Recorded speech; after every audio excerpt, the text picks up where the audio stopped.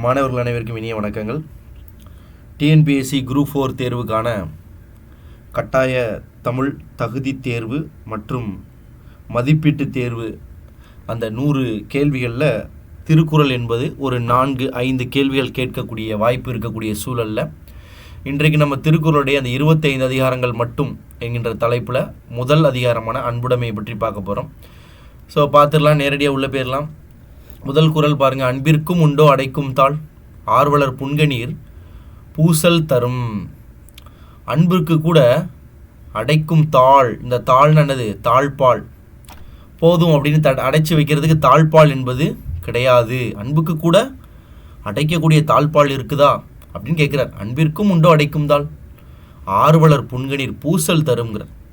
அன்பு உரியவராக இருந்தால் அவர் நாம் படும் துன்பத்தை பார்க்கும் பொழுது அவருக்கு அதை எக்ஸ்பிளைன் பண்ண அவசியம் கிடையாது.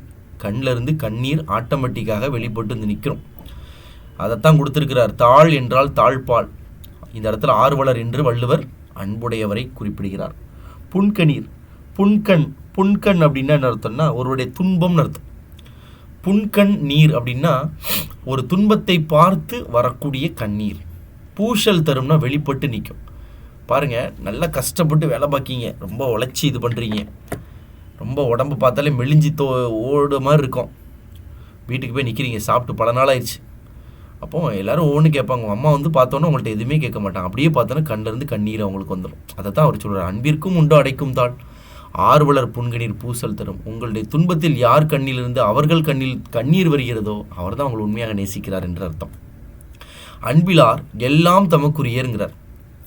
அன்பிலார் எல்லாமே ஏங்குள்ளதும்பாங்க. அன்புடையார் என்ன சொல்கிறாரு? எல்லாமே எனக்குரியது கிடையாது, என் உடல் எலும்பு கூட பிறருக்கு, என் உடலில் உள்ள எலும்பு கூட பிறருக்கு தான் அப்படிங்கிறார். அப்போ இந்த இடத்துல அன்பு இல்லாதவர்கள் உலகத்தில் அனைத்தையும் தனதாக்கி கொள்ள விரும்புவார்கள். அன்பு உடையவர்கள் தன்னுடைய உடலில் உள்ள எலும்பு சதையை கூட இது பிறருக்கு கூட பயன்படட்டுமே என்று எண்ணுவார்கள். அதைத்தான் கொடுத்துருக்கிறார். என்பு, எலும்பு என்கின்ற சொல் இந்த இடத்துல என்பு என்று திருவள்ளுவர் பயன்படுத்தியிருக்கிறார். என்பும் உரியர் பிறர்க்கு. அன்பிலார், அன்பில்லாதவர் என்பதன் இடைக்குறை விகாரம். அன்பிலார் அன்போடு இயைந்த வழக்கென்ப ஆருயிர்க்கு என்போடு இயைந்த தொடர்பு. இந்த உயிருக்கும் இந்த உடலில் இருக்கக்கூடிய எலும்புக்கும் என்புக்கும், அதாவது இந்த உயிருக்கும் உடலுக்கும் என்ன தொடர்பு இருக்குது? பின்னி பிணைந்த தொடர்பு இருக்குது. உடல் இல்லாமல் உயிர் இல்லை, உயிர் இல்லாமல் உடல் இல்லை, அப்படி தானே? அப்போ 6 உயிருக்கு, 6 அருமையான உயிருங்கிறார். பாருங்கள், அந்த உயிர்னு கூட சாதாரண உயிர்னு சொல்லலை. 6 உயிர், அருமையான உயிருக்கு எலும்புடன் இணைந்த தொடர்பு எப்படியோ அதை போலவே இந்த அன்போடு இயைந்த வழக்கு. வழக்கு என்பது வாழ்க்கை நெறியை சொல்கிறார். கேட்கலாம், வழக்கு என்பது இந்த இடத்துல வாழ்க்கை நெறி. இந்த வாழ்க்கை நெறியில் அன்பு இல்லாமல் நம்மகிட்ட இருக்குன்னு வச்சுக்கோங்க. நம்ம வாழ்ந்துட்டுருக்கோம், தினம் வாழ்ந்துட்டுருக்கோம். இந்த வாழ்க்கை நெறி வாழும் பொழுது அன்பே இல்லை அப்படின்னா அது ரொம்ப மோசமானது. அப்போது இந்த வாழ்க்கை நெறியும் அன்பும் எப்படி இருக்க வேண்டும் என்றால், இந்த உடலுக்கும் உயிருக்கும் எத்தகைய ஒரு தொடர்பு இருக்கிறதோ அதை போல இருக்க வேண்டும். அன்போடு இயைந்த வழக்கு என்ப ஆருயிர்க்கு என்போடு இயைந்த தொடர்பு. அன்பு ஈனும் ஆர்வம் உடைமை, அது ஈனும் நண்பு எனும் நாடா சிறப்பு. நண்பு, நட்பு என்பதை திருவள்ளுவர் நண்பு என்று இந்த இடத்துல சொல்கிறார். அன்பு ஈனும் ஆர்வம் உடைமை. நமக்கு எப்போ ஆர்வம் உருவாகும்? ஒரு விஷயத்தில் எப்போ இன்ட்ரெஸ்ட் உருவாகுது? அந்த விஷயத்துலேருந்து நல்ல பலன் கிடைக்கும் பொழுது நமக்கு இன்ட்ரெஸ்ட் உருவாகும். அப்படி தானே? கரெக்டு தானே? ஒரு கேம் பார்க்குறோம், அதில் நமக்கு ஆர்வம் உருவாகுது. எப்படி? அடுத்து நடக்க போகுது. அப்போது அன்பை நாம் பிறரிடம் இருந்து சம்பாதித்து கொள்ள வேண்டும். பிறரிடமிருந்து அன்பு என்பதை சம்பாதித்து கொள்ள வேண்டும் என்ற ஆர்வம் நமக்கு இருந்தால் அது நமக்கு உலகத்தில் தலை சிறந்த சிறப்புடைய நண்பர்களை நமக்கு அது பெற்றுத்தரும். நிறைய நண்பர்கள் யாருக்கு இருப்பாங்க? யார் அனைவரிடமும் அன்போடு பழகி அன்போடு வாழ வேண்டும் என்று ஆர்வம் கொண்டு இருக்கிறார்களோ அவர்களுக்கு தான் உலகம் முழுவதும் நண்பர்கள் இருப்பாங்க. நண்பு எனும் நாடா சிறப்புங்கிறார். ஈனும் அப்படின்னா பெற்றுத்தரும். ஆர்வம் என்பது விருப்பம். நண்பு, நட்பை அது நண்பு என்று சொல்லியிருக்கிறார். அன்பு ஈனும்னா அன்பு விருப்பத்தை தரும். அன்புற்று அமர்ந்த வழக்கென்ப. வழக்குன்னு என்ன சொன்னோம்? வாழ்க்கை நெறி. அன்புற்று அமர்ந்த வழக்கென்ப வையகத்து இன்புற்றார் எய்தும் சிறப்பு. வையகம்னா உலகம். இந்த உலகத்திலேயே ரொம்ப இனிமையாக இருக்கிறவங்க யார்? நல்லா யோசிச்சு பாருங்கள். நிறைய பேர் கஷ்டத்தில் டெய்லி எந்திரிச்சோன்னே எதுக்குடா வேலைக்கு போகிறோம், எதுக்குடா வாழ்கிறோம், எதுக்குனே தெரியலையடா அப்படின்னு இருக்கக்கூடிய இந்த உலகத்தில் இந்த வையகத்தில் இன்புற்றார் சந்தோஷமாக இருக்கிறவங்க எத்தனை பேர் பாருங்கள்? 1% கூட இருக்க மாட்டாங்க. அப்படி இந்த உலகத்திலேயே இன்புற்றவர்கள் இருப்பாங்க இல்லையா, அவங்களுக்கு சிறப்பான விஷயம்னு ஒன்று சொல்கிறார். அது என்னவென்றால் அன்புற்று அமர்ந்த வழக்குங்கிறார். வாழ்க்கை நெறியில் அன்போடு கலந்த ஒரு வாழ்க்கை நெறியை கடைபிடித்தல் தான் அப்படிங்கிறார். அப்போ ஒருவர் அன்புற்று அமர்ந்த வழக்கு, அன்புடன் ஒரு வாழ்க்கையை வாழ்பவர் என்றால் அவர் தான் இந்த உலகத்தில் இன்புற்றார்கள் என்று சொல்லக்கூடிய அவருக்கு அதான் சிறப்பு அப்படிங்கிறார். வையகம் என்பது உலகம், என்ப அப்படின்னா என்பார்கள், வழக்கு வாழ்வின் நெறி, வாழ்வின் பயன். அறத்திற்கே அன்பு சார்பென்ப அறியார் மரத்திற்கும் அக்தே துணை.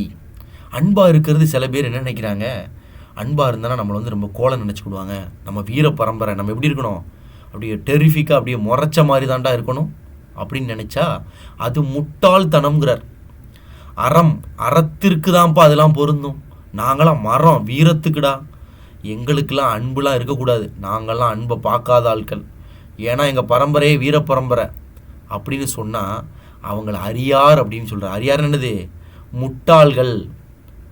அறத்துக்கு தான்ப்பா அன்பு சொந்தம், நாங்களாம் மரம்னு சொல்கிற வீரம், எங்களுக்கு அதெல்லாம் சரியப்பட்டு வராது அப்படின்னு சொல்கிறவங்கள திருவள்ளுவர் இந்த இடத்துல என்ன சொல்கிறாரு?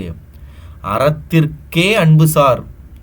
அற வாழ்க்கை வாழ்கிற என்ன மாதிரி ஞானி, திருவள்ளுவர் மாதிரி ஒரு ஞானியை காமிச்சு இந்த மாதிரி ஒரு சுவாமி மாதிரி ஞானி மாதிரி இருக்கிறவங்க தான்ப்பா அன்பாக இருப்பாங்க. நாங்களாம் வீரர்கள், வீர பரம்பரை, எங்களுக்கெல்லாம் அன்பாக இருக்கக்கூடாது அப்படின்னு சொன்னால் அது முட்டாள்தனம். அறத்திற்கே அன்பு சார்பு என்ப அறியாருன்னு தான் சொல்கிறார். மரத்திற்கும் அக்தே துணைங்கிறார். வீரத்துக்கும் அதான்ப்பா துணை. நீ பெரிய வீரனாக இருக்க, அதையும் இதுதான் உறுதிப்படுத்துது. நீ அன்பாக இருக்கிறது தான் உறுதிப்படுத்துது. நீ பெரிய வீரனாக இருக்கலாம், ஆனால் நீ ஒரு அன்பானவனாக இருப்பது தான் சிறந்தது. இந்த இடத்துல வீரம், மரம் என்பது வீரத்தை குறிக்கக்கூடியது. என்பிலதனை வெயில் போல காயுமே அன்பிலதனை அறம். அறம்னா என்ன? நம் வாழ்வில் பல்வேறு பொருட்களை தேடி ஓடி அற வாழ்க்கையை வாழ்ந்து இறுதியில் வீடு பேர் அடைந்து இந்த பூலோகத்தை விட்டு வெளியே போகிறோம். அப்போ நம்மகிட்ட மிஞ்சி இருக்கிறது அறம் தான். அப்படிப்பட்ட அறத்தை நாம் அற வாழ்க்கையை வாழும் பொழுது அதில் அன்பு என்பது இருக்க வேண்டும். நீ பெரிய ஞானியாக இருக்கலாம், முனிவராக இருக்கலாம், தவம் செய்பவராக இருக்கலாம். ஆனால் உன்னிடம் தவம் செய்ததற்கான அறம் கிடைத்தாலும் அன்பு என்பதும் இருக்க வேண்டும்.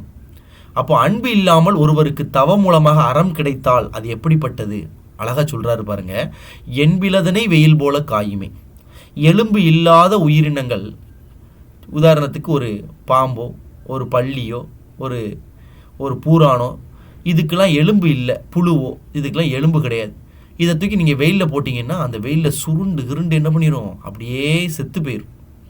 அதால் வேக வேகமாக ஓடியோ குதிச்சோ தப்பிக்க முடியாது. ஏன்னா அதுக்கு எலும்பு கிடையாது. அதைத்தான் அவர் சொல்கிறார். என்பிலதனை, எலும்பு இல்லாததை வெயில் எப்படி காய்த்து அழித்து விடுகிறதோ அதே போல அன்பு இல்லாமல் ஒருவனுக்கு அறம் கிடைத்தால் அதுவும் அழிக்கப்பட்டு விடுங்கிறார். நீ ஞானியாக இருக்கலாம், பல்வேறு ஞான திருஷ்டிகள் மூலமாக பல்வேறு தவ வலிமை மேற்கொண்டவனாக கூட இருக்கலாம். ஆனால் அன்பு இல்லையே, அந்த வாழ்க்கை எப்படி போன்றது? எலும்பு இல்லாத உயிரினத்தை சூரியன் வெயில் சுட்டரித்து கொள்வது போன்றது. அடுத்த ஒரு உதாரணம் கொடுக்கிறார் பாருங்க. அன்பு அகத்து இல்லாத உயிர் வாழ்க்கை. அதுதான் சுருக்கி என்ன பண்ணியிருக்காரு? அன்பகத்தில்லா உயிர் வாழ்க்கை.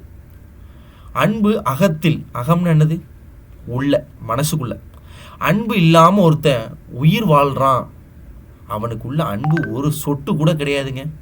அப்படி ஒரு வாழ்க்கையை வாழ்ந்துக்கிட்டு இருக்கிறான் அப்படின்னு ஒரு கண்டிஷன் வருதுன்னு வச்சுக்கோங்க. அன்பே இல்லாமல் வாழ்கிறாயா அப்படின்னு ஒரு கண்டிஷன் இருக்குன்னு வச்சுக்கோங்க.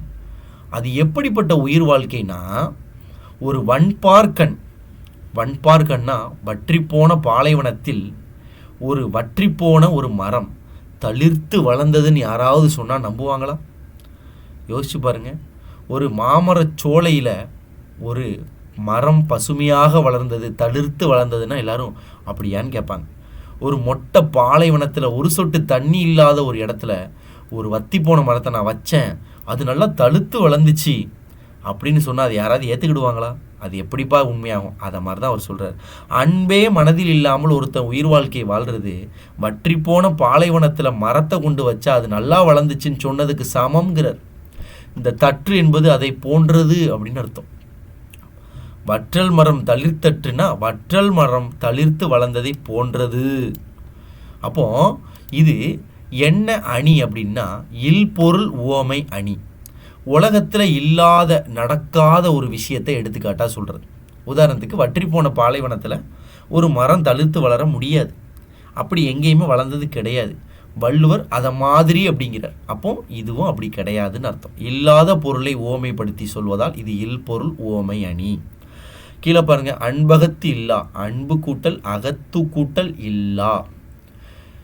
வன்பார்கண், வன்பால் கூட்டல் கண், பாலை நிலத்தில். தளிர்த்தற்று, தளிர்த்து கூட்டல் அற்று. வற்றல் மரம், வாடிய மரம். புறத்துறுப்பு எல்லாம் எவன் செய்யும்? யாக்கைக்கு அகத்துறுப்பு அன்பிலதவர்க்கு. என்ற 2 கை இருக்கு, 2 கால் இருக்கு, என்னால் அந்த உலகத்தில் எதனாலும் செய்ய முடியும் அப்படின்னு சொல்கிறவங்களுக்கு வள்ளுவர் என்ன கேட்குறாரு? எப்போ வெளியே உள்ள உறுப்பு ஒன்றை இருக்கு, உள்ளே இருக்க வேண்டிய உறுப்புன்னு ஒன்று இருக்குப்பா அப்படிங்கிறார். அகத்துறுப்பு, உள்ள உறுப்பு. என்ன உறுப்பு? அன்பு என்னும் உறுப்பு. உள்ள அன்பு என்னும் உறுப்பு இல்லாதவருக்கு யாக்கைனா உடல்னு அர்த்தம். உடல்ல வெளியே இருக்கக்கூடிய புற உறுப்புலாம் என்ன செய்ய முடியும் கேட்குறார். புறத்துறுப்பு எல்லாம் எவன் செய்யும் அப்படின்னா என்ன செய்யும்? இது பாருங்க, அந்த காலத்து தமிழ், வள்ளுவருடைய தமிழ். நம்ம எழுதியிருப்போம், எப்படி எழுதியிருப்போம்? புறத்துறுப்பு எல்லாம் என்ன செய்யும். அவர் எப்படி பேசியிருக்காரு? எவன் செய்யும். இந்த 2000 வருஷத்தில் பாருங்க, எவன் செய்யுங்கிறது நம்ம என்ன செய்யும் மாற்றிட்டோம். புறத்துறுப்பெல்லாம் எவன் செய்யும், யாக்கைக்கு அகத்துறுப்பு அன்பிலவர்க்கு. மனதில் அன்பு எனும் உறுப்பு என்பது இல்லாமல் இருக்கும் பொழுது வெளியே எனக்கு கை இருக்கு, கால் இருக்கு, எனக்கு எல்லாமே செய்ய முடியும், என்ன செய்யறது அப்படிங்கிறார்.